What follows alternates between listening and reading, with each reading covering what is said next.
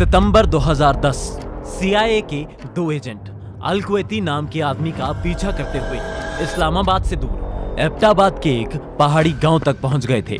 शायद आज इनकी 10 सालों से चल रही नाकामयाब खोज एक नए मोड़ पे पहुंचने वाली थी। अचानक अल कुवैती एक बड़े से घर के मेन गेट के सामने रुक जाता है। गेट खुलता है और ये घर के अंदर घुस जाता है। इस घर को देखकर CIA एजेंट हैरान हो जाते हैं, क्योंकि ये घर आसपास के घरों से करीब 8 गुना बड़ा था और इन चारों तरफ 18 फीट ऊंची दीवार थी, जिसपे नुकीली ताराबंदी भी की गई थी। और सबसे अजीब बात ये थी कि 3rd फ्लोर की बालकनी 7 फीट ऊंची दीवार से घिरी हुई थी। एजेंट्स को महसूस हुआ ये इंतजाम किसी खास को महफूज रखने के लिए हो सकते हैं, इसलिए वो इस घर पे कुछ दिन पैनी नजर टिका लेते हैं। आने वाले दिनों में उन्हें पता चला कि घर में कोई टेलीफोन या इंटरनेट सर्विस ही नहीं है। ना ही घर के लोग कचरा फेंकने बाहर निकलते हैं, बल्कि अंदर ही जला देते हैं। और तो और अल कुवैती के अलावा ना कोई अंदर जाता है।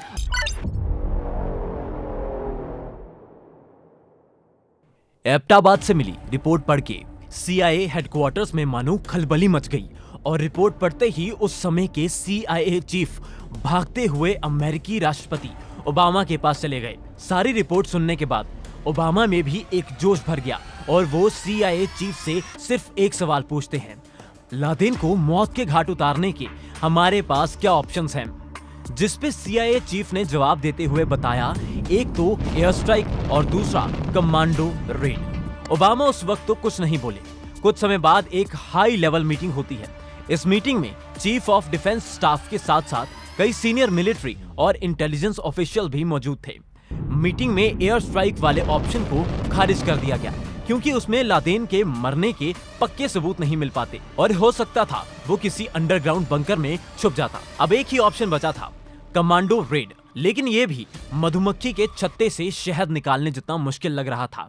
दरअसल पाकिस्तानी टेरिटरी में अपने सोल्जर को भेजना एक एक्ट ऑफ वॉर है, जिसका जवाब पाकिस्तानी आर्मी उस सोल्जर पे अटैक करके दे सकते हैं। अगर ऐसा हुआ तो ये रेड कमांडोज को मौत के कुएं में भेजने से कम नहीं था और लादेन को मारना तो दूर, उसके हाथ अपने ही कमांडोज के खून से रंग जाएंगे। तभी ओबामा इस कमरे की चुप्पी भंग करते हुए कहते हैं, जेंटलमैन, हमें ये रिस्क लेना होगा और हमारे कमांडोज को इतना बैकअप दो कि जरूरत पड़े तो हम पाकिस्तानी आर्मी से भी लोहा लेने को तैयार हो, लेकिन मुझे किसी भी कीमत पे अपने कमांडोज सही सलामत वापस चाहिए। इसी पल से अमेरिका अपने इतिहास के सबसे डेयरिंग ऑपरेशन की तैयारी शुरू कर देता है और लादेन की उल्टी गिनती भी। इस ऑपरेशन का नाम ऑपरेशन नेपट्यून स्पीयर रखा गया। इसके तुरंत बाद ही अमेरिकन नेवी की सील टीम 6 के 24 बेस्ट कमांडोज को सिलेक्ट किया जाता है। यह टीम उस सोते हुए सुपर हीरो की तरह है जिसे दुनिया का अंत होने से कुछ समय पहले ही नींद से उठाया जाता है, क्योंकि ये US के लिए सबसे सीक्रेट और रिस्की काम करते हैं, जैसे कि हॉस्टेज रेस्क्यू, स्पेशल एस्पायोनेज मिशंस और USA के सबसे खतरनाक दुश्मनों को जहन्नुम की सैर करवाना। कमांडोज को सिलेक्ट करने के बाद CIA की इंटेलिजेंस के बेसिस पे अमेरिका में लादेन के घर जैसे हूबहू एक मॉडल तैयार किया जाता है और उस पर रेड की प्रिपरेशन की जाती है।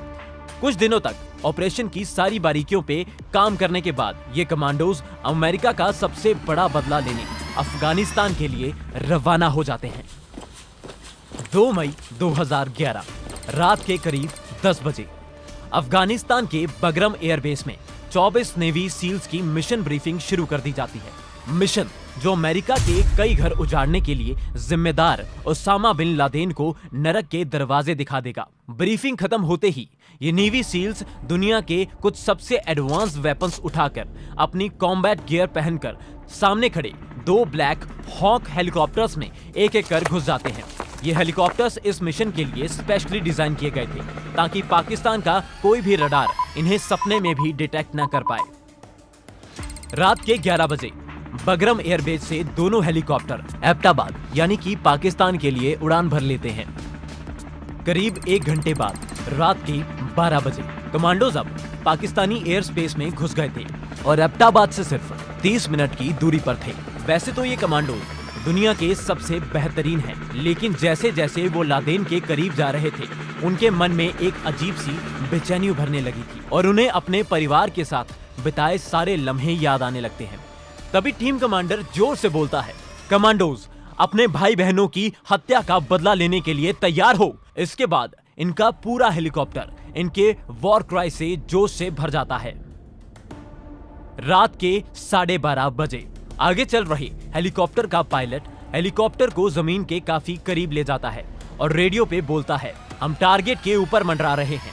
कमांडोज हेलीकॉप्टर का दरवाजा खोल रस्सी से नीचे उतरने के लिए तैयार थे।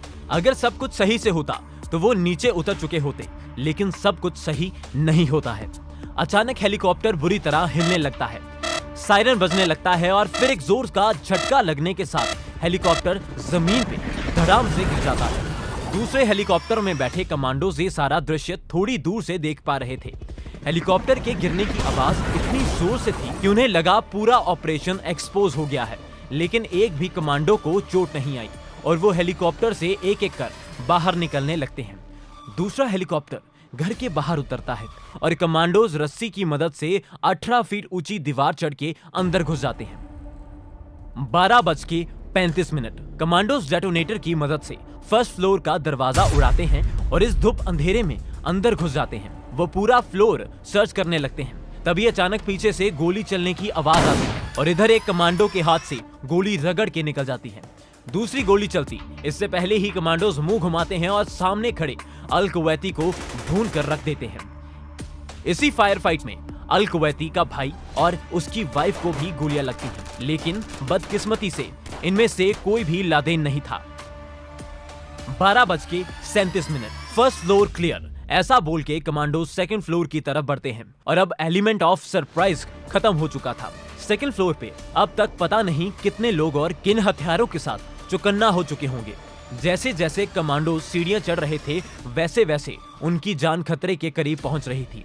सेकंड फ्लोर पे कदम रखते ही सबसे आगे चल रहे कमांडोज के सामने AK-47 पकड़े हुए गुस्से में लाल मुंह किए हुए लादेन का बेटा खड़ा था। मानो वो कह रहा था कि लादेन तक पहुंचने से पहले मेरी छाती पे से गुजरना पड़ेगा। और उससे कहीं ज्यादा खतरनाक ये कमांडोज जो उसकी इच्छा पूरी करने में कोई कसर नहीं छोड़ते और गोली चला देते हैं। 12:39 कमांडोज थर्ड फ्लोर कहे तो लादेन के कमरे की तरफ सीढ़ियां चढ़ना शुरू करते हैं। सीढ़ियां चढ़ते हुए उनके दिमाग में एक डर था कि इतना शोर सुन लादेन भाग गया होगा, क्योंकि लादेन हमेशा अमेरिका से एक कदम आगे ही रहा है। कमांडोज थर्ड फ्लोर पे पहुंचते हैं और 10 साल की मेहनत का नतीजा वैसा बिल्कुल नहीं होता जैसा उन्होंने प्लान किया था। लादेन तो बिना किसी हथियार के अपने कमरे की खिड़की से बाहर झांक रहा था। वो कोई हरकत करता उससे पहले ही ये कमांडोज गोली चला देते हैं। गोली लादेन के कंधे पर लगती है और वो कमरे के अंदर गिर जाता है। कमांडोज बिजली सी फुर्ती दिखाते हुए कमरे में घुस जाते हैं, लेकिन लादेन जिसने दुनिया को दर्द दिया आज उसे छुपने की भी जगह नहीं मिल रही। वो वहां मौजूद उसकी बहुत सारी पत्नियों में से एक के पीछे छुप जाता है। कमांडोज के सिर पे आज मौत सवार थी। वो कुछ नहीं सोचते और उस औरत के घुटने पे गोली मारते हैं और वो औरत तुरंत नीचे गिर जाती है। लादेन कोई रिएक्शन करता उससे पहले ही एक कमांडो उसके माथे में और फिर उसकी छाती में गोली मार वहीं उसको मौत के घाट उतार देते हैं। हजारों परिवारों को खून के आंसू रुलाने वाला पलक झपकते ही आटे की बोरी की तरह जमीन पे गिर जाता है। कमांडोज बिना कोई समय बर्बाद किए लादेन की फोटोग्राफ खींचते हैं और CIA ऑपरेशन सेंटर में भेज देते हैं। वहां से फेशियल कंफर्मेशन मिलते ही कमांडोज के चेहरे पे एक अलग सी मुस्कान छा जाती है। 12:55 कमांडोज लादेन की डेड बॉडी को ग्राउंड फ्लोर पे ले आते हैं और लादेन का घर जो दुनिया भर की आतंकी इंफॉर्मेशन का कुआं था उसमें से काम की CD और हार्ड डिस्क बटोरने लगते हैं। 1:05 इस समय तक कमांडोज ने लादेन की डेड बॉडी के साथ साथ सारी इंफॉर्मेशन भी पैक कर ली थी और वो हेलीकॉप्टर में बैठ के अफगानिस्तान के लिए निकल जाते हैं। लादेन के मरने के बाद भी ऑपरेशन खत्म नहीं हुआ था, क्योंकि एक हेलीकॉप्टर तो क्रैश हो गया था, इसलिए बाकी कमांडोज के बाहर निकलने का इंतजाम अभी नहीं हुआ था और समय कम था, क्योंकि अब तक लोगों की भीड़ घर के बाहर लगनी शुरू हो गई थी। यहाँ तक कि पाकिस्तान आर्मी किसी भी वक्त आने वाली थी।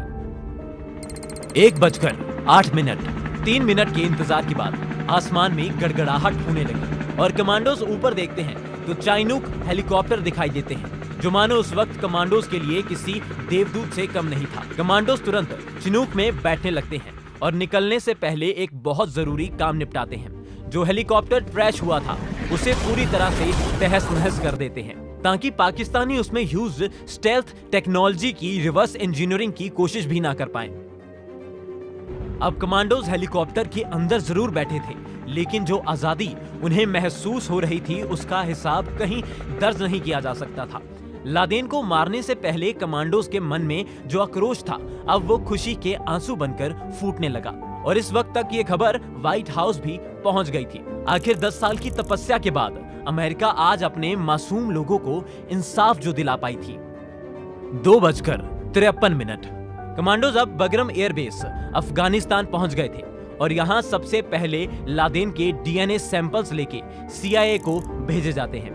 CIA डीएनए सैंपल्स की रिपोर्ट ओबामा को दिखाती है और ये अब 100% कंफर्म हो गया था कि लादेन मर चुका है। सुबह के 8:35 प्रेसिडेंट ओबामा ऑफिशियल एड्रेस में पूरी दुनिया को ये खुशखबरी देते हैं कि मासूमों के हत्यारे अमेरिका के बड़े दुश्मन ओसामा बिन लादेन को उसके पापों की सजा दे दी गई है। Tonight, I can report to the American people and to the world that the United States has conducted an operation that killed Osama bin Laden, the leader of Al-Qaeda. Operation तो successfully खत्म हो गया था, लेकिन Laden की dead body का क्या किया जाए? अब ये समस्या उठ रही थी। कोई भी देश दुनिया के सामने अपनी इमेज एक टेररिस्ट कंट्री के रूप में नहीं दिखाना चाहता था, इसलिए लादेन की डेड बॉडी स्वीकारने से सबने मना कर दिया। काफी सोच विचार के बाद USA ने डिसाइड किया कि लादेन को पूरे इस्लामिक रिचुअल के साथ डीप सी ब्यूरियल मिलेगा और 24 घंटे के अंदर एक सफेद चादर में लिपेटकर लादेन की बॉडी इंटरनेशनल वाटर्स में छोड़ दी जाती है। दोस्तों, अब आप सोच रहे होंगे इतना बड़ा टेररिस्ट मर गया तो क्या सच में आतंकवाद की कमर टूट गई थी? अगर मैं पर्सनली कहूं तो इसका जवाब है हाँ भी और ना भी, क्योंकि इजिप्ट और ट्यूनेशिया जैसे देशों में अल कायदा की सारी प्लानिंग लादेन करता था, तो वहां अल कायदा को बहुत बड़ा झटका लगा था और दूसरा लादेन फंडिंग अरेंज करने में मास्टर था, तो अल कायदा का फंडिंग नेटवर्क भी अब पूरी तरह टूट चुका था। इस कारण इन देशों में अल कायदा के हमलों में अचानक गिरावट देखने को मिली। एक चीज और, लादेन को सभी आतंकवादी बड़ी इज्जत की नजर से देखते थे। उनके लिए उसकी इमेज किसी मसीहा से कम नहीं थी, लेकिन उन्हें समझ आ गया कि जब उनका मसीहा ही नहीं बच पाया तो वो क्या चीज है, और ये बात सोच सोच कर वो साइकोलॉजिकली पूरी तरह टूट चुके थे। दोस्तों, लेकिन जब दुनिया को मालूम चला कि लादेन पाकिस्तान में मौजूद था, तब पाकिस्तान की खूब किरिकिरी हुई। वैसे तो पाकिस्तान ने हमेशा से इस फैक्ट को डिनाई किया है, बट खास बात यह है कि लादेन को छुपाने में पाकिस्तान की हमेशा से बड़ी भूमिका रही थी, क्योंकि लादेन का घर पाकिस्तान की कैपिटल इस्लामाबाद से मात्र 100 किलोमीटर की दूरी पर था और पाकिस्तान मिलिट्री एकेडमी के तो बिल्कुल पास में ही था। हालांकि पाकिस्तान गवर्नमेंट क्लेम करती है कि उन्हें इसका बिल्कुल भी आइडिया नहीं था। न्यूयॉर्क टाइम की 2024 की राइटिंग के according ISI director general Ahmad Shuja Pasha को लादेन की एबटाबाद में प्रेजेंस के बारे में मालूम था। इसके अलावा डेविड इग्नेटियस ने वॉशिंगटन पोस्ट में लिखा था कि former ISI chief general Ziauddin Butt ने कहा था एबटाबाद कंपाउंड इंटेलिजेंस ब्यूरो या कि ISI इस्तेमाल करता था। साथ ही बोला कि लादेन का एबटाबाद में ठिकाना senior ISI officer retired brigadier Ijaz Shah ने परवेज मुशर्रफ के कहने पर किया था। इसके अलावा दोस्तों, अगर आप 9/11 हमले की डिटेल्ड और minute by minute cinematic video को देखने में दिलचस्पी रखते हैं और जानना चाहते हैं कि आखिर क्यों अमेरिका लादेन की जान का दुश्मन बन गया, तो हमें कमेंट सेक्शन में यस टाइप करके बताइए। हम जल्द ही आपके लिए 9/11 पर वीडियो लाएंगे। बाकी वीडियो को लाइक एंड शेयर और चैनल को सब्सक्राइब करना बिल्कुल भी मत भूलिएगा। जय हिंद।